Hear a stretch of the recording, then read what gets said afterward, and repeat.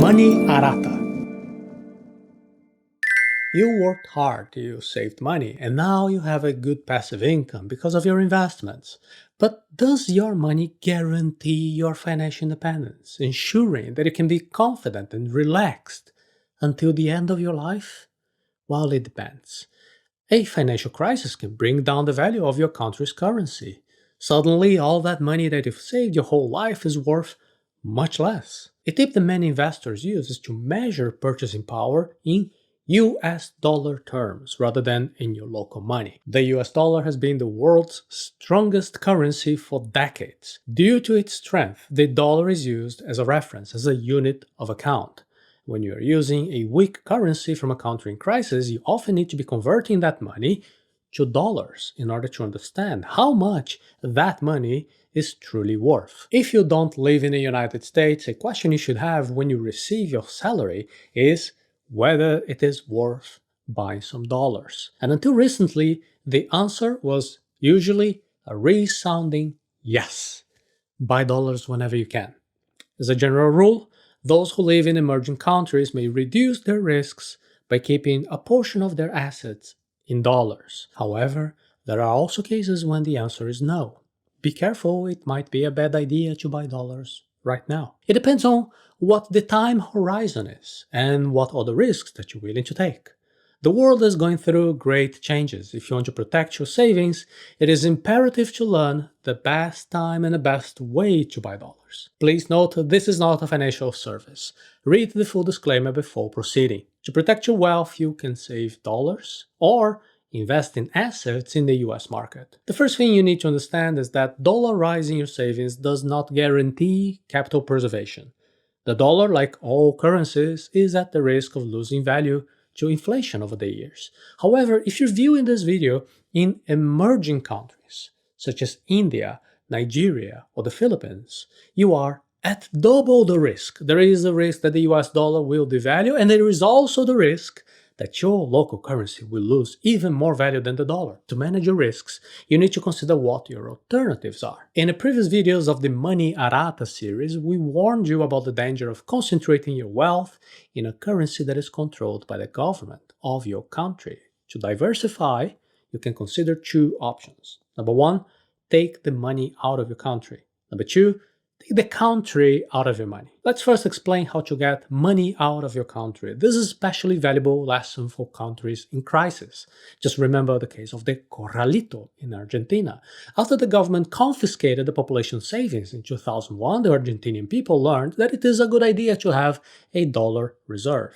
When an Argentine person receives his salary in pesos and then converts pesos into dollars, he's taking money out of the country. Therefore, he protects himself by keeping the money far from the reach of the local government. And when you convert part of your money into foreign currency, you are splitting the risk. Part of your money remains in the country's currency while the other part converts into the currency that you believe to be stronger. To get an idea what strong money, what sound money is, and what is a weak money, you can see episode number 2 of the Money Arata series. But what is the best way to dollarize your assets? Well, you could buy dollars in cash and keep that cash in your house. Well, this is what many Brazilians did in the 1980s to protect themselves from inflation. It is also what many Argentines do today. Now, the problem is the security risk of keeping too much cash at home. An alternative is to open a bank account abroad, looking for safer jurisdictions. Making this transfer is less complicated than it sounds. Today there are banks and brokerages in the United States and Singapore, Hong Kong and Panama, and many other countries with specific solutions for the international public. Now, do you need to travel abroad just to do this? Not necessarily. Perhaps your own local bank has the option for you to buy dollars and leave it in your account. It is all very easy, very practical, without having to keep dollar bills at home or to travel abroad just to open an account. Some financial advisors would say that no, these options have a problem, that you're hoarding money that is basically doing nothing, and stagnant money has an opportunity cost.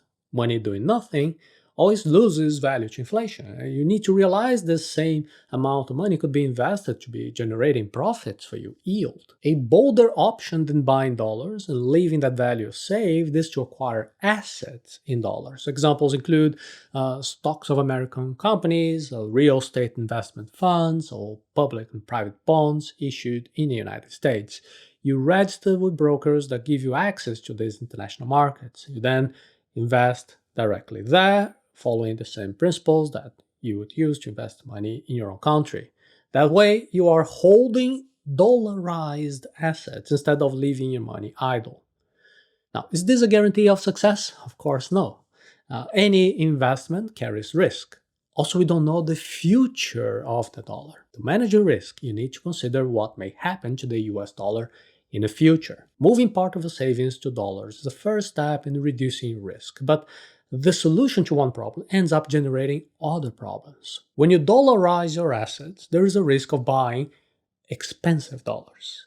You may end up needing to sell when the dollar value is lower due to the natural market volatility. For example, someone who bought a dollar in October 2018 paid 54 Philippine pesos for that dollar, and when the dollar was sold 2 years later, more than 10% of this value was lost in the Philippines. This is usually a short time window. Now, in the long term, weaker currencies tend to lose value against the dollar, at least as long as the dollar is a strong currency. The current risk of a complete dollar collapse is unlikely. The US dollar is the largest in the world, and the dollar still has great strength.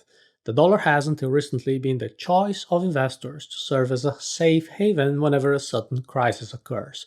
But you need to be aware of the risks that you're taking. Now, if you look back, you'll see times when the Dutch economy was the most dominant until it was overtaken by England and eventually by the United States. So it is only natural that the dollar will not be the most important currency in the world forever. The dollar has been the strongest currency in the world, but this has origins in an unusual situation after World War II. Today, the dollar is the world reserve currency. Around the world, the dollar is used in trading. It is serving as a reference for converting other currencies. For example, imagine that you have a company in Indonesia and you're thinking about hiring a programmer from Pakistan. If he charges you 1,000 Pakistani rupees an hour, is that a good price? Well, of course, you can search for the conversion rate of this value to Indonesian rupiah, but there is a problem. The Indonesian rupiah fluctuates in price, and also the Pakistani rupee also has its local volatility over in Pakistan. Therefore, to make things easier, a contract like this is set, for example, at $5 an hour. The dollar is internationally accepted money, and that serves to understand the value of things. It serves as a unit of account, but it was not always so. Understanding how the dollar assumed this role of international reserve currency is important for you to manage the risks of dollarizing part of your assets. At Arata Academy, I don't like to be giving ready-made answers like, yes, everybody, it is time to buy dollars, urgently, right now.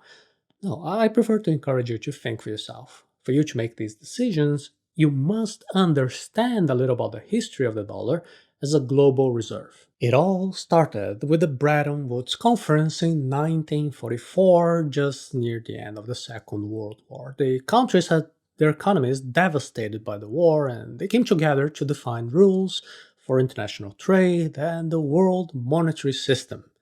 John Maynard Keynes, an economist from England, suggested the creation of the Bancor. It would be a global unit of account whose governance would have the participation of several nations. But the United States had another plan. By the end of the war, the United States had accumulated about 70% of the world's gold reserves. And that is why, at the Bretton Woods Conference, the Americans suggested pegging the value of the gold to the dollar, and the currencies of the other countries would be pegged to the US dollar. In return, the United States gave a guarantee that these countries could exchange dollars for gold whenever they wanted. Now, what do you think? Imagine you were a European president at the negotiating table at Bretton Woods. Your country was destroyed by war, out of money, out of gold, and in need for rebuilding. Would you accept the rules of this new financial system?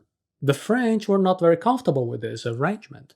For them, this gave the United States an exorbitant privilege, un privilège exorbitant. It was very easy for the United States to just print new dollars in order to buy everything they needed in international trade. Now, on the other hand, the French had to actually produce things of value in order to receive dollars in return. But the American proposal was accepted at Bretton Woods despite all of these objections. The exorbitant privilege has not only advantages. Being an international reserve currency attracts the Trifon dilemma. Years after Bretton Woods, war-torn countries were already rebuilding their economies and building up dollar reserves. Sometimes they would exchange dollars for gold. And with that, the gold reserves of the United States were decreasing and being distributed around the world. Economist Robert Trifon was the first to point out that the system adopted at Bretton Woods was not sustainable. A national currency should not serve as an international reserve. This is Trifon's dilemma. When a country's currency becomes an international reserve, there are internal and external needs that are incompatible. Basically, it was very difficult for the United States to reconcile this international demand for dollars while maintaining the equivalent value of the dollar to gold.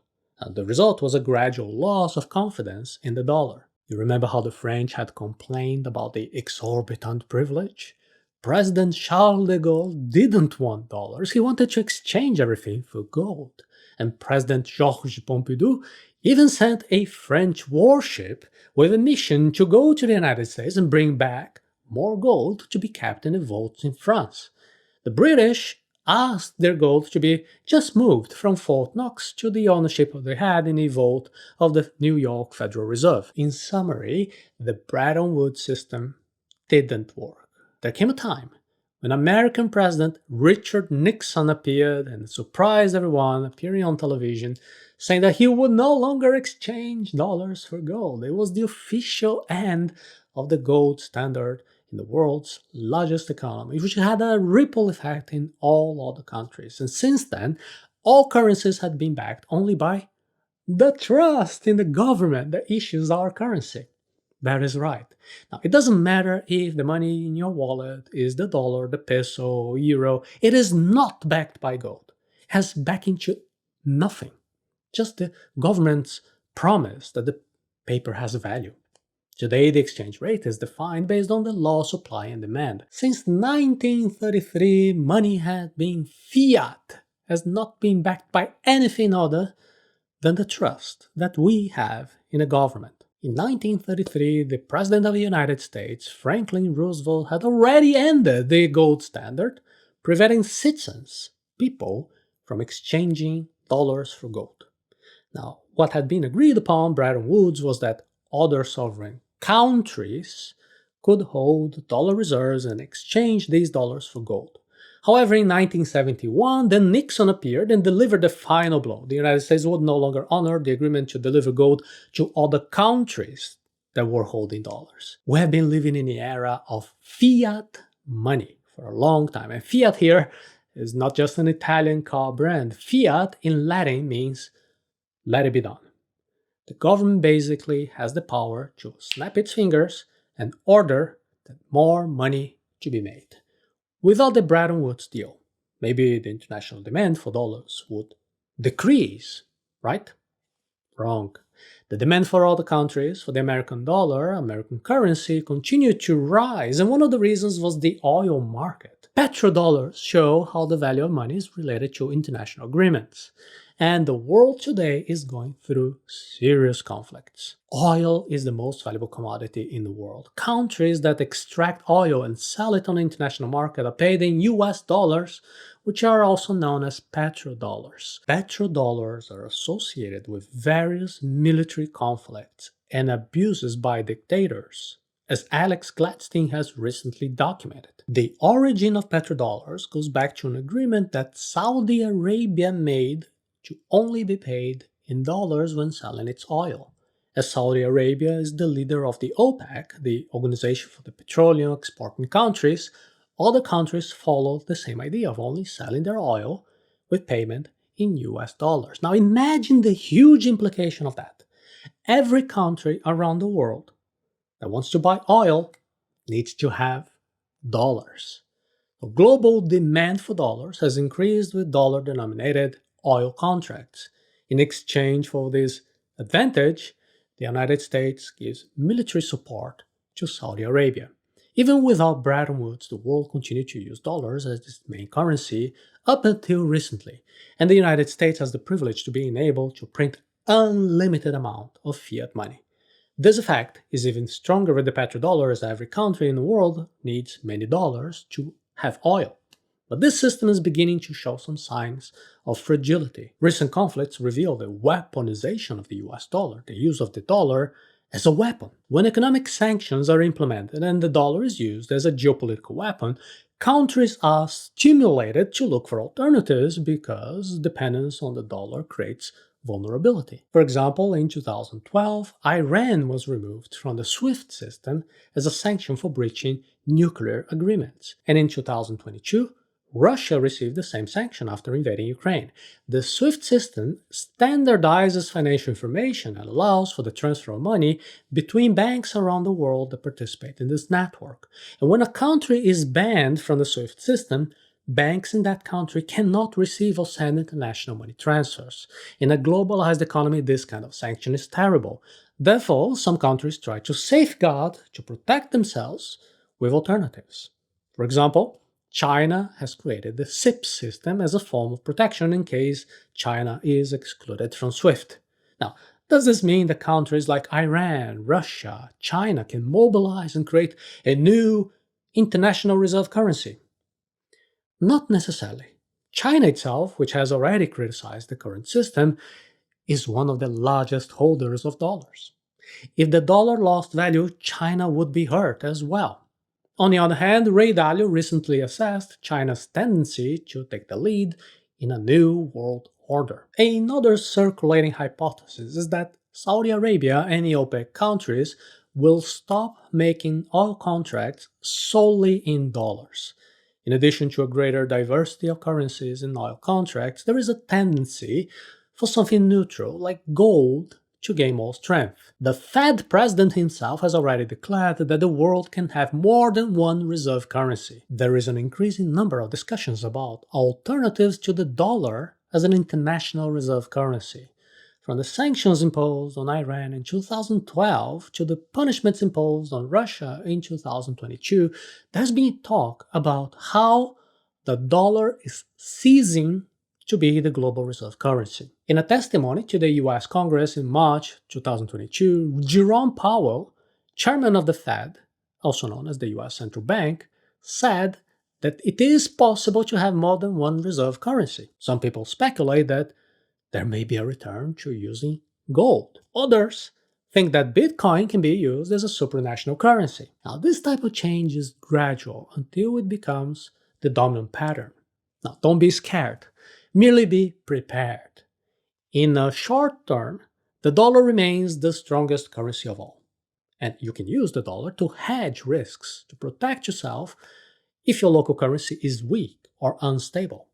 But for a complete analysis, you must take into account the risk of the dollar's future. That is why we made this whole explanation here. The reason was to give you a simple way to understand the history of the dollar, so then you can understand the possible future. Beware of alarmist analysis. If someone tells you that the dollar will soon lose its dominance, well, that doesn't mean that you need to keep your assets in your local currency, which may be even riskier. To make decisions consciously, you need to study. Understand why it is important to have the dollar as part of your portfolio, but you also need to keep your money in a country where you live, where you pay your bills. And also keep track of changes to find out if and when a new currency will replace the dollar as the reserve currency. And remember the gold. For millennia, gold was valuable. Now the problem is that it is expensive to transport gold internationally. It also is expensive to store gold securely. Therefore, Bitcoin is better than gold. As a currency with no ties to specific governments or countries, Bitcoin has been gaining popularity as a better store of value than the dollar, local currencies, and even gold. Using Bitcoin, you do something more powerful than taking money out of your country. You take the country out of your money. You worked so hard to earn the money that you have managed to save. It is worth the extra effort to study strategic ways to preserve, protect, and multiply your money. The US dollar has been the international reserve currency since the middle of the last century, and it should maintain its dominance for years to come. Therefore, if you want to protect your assets, you must have part of your reserves in dollars. But the fact that the dollar is the international reserve currency today does not mean that this will last forever. There is an increasing agreement that gold will be important to the global financial system. However, gold has some disadvantages that it is difficult to move internationally and to store. At this point, Bitcoin would be an excellent alternative for the future. Therefore, I invite you now to attend the masterclass of the Diamond Hands course. The class shows reasons for you to invest in Bitcoin. To watch the class right now, you can go to arata.se/diamondhands.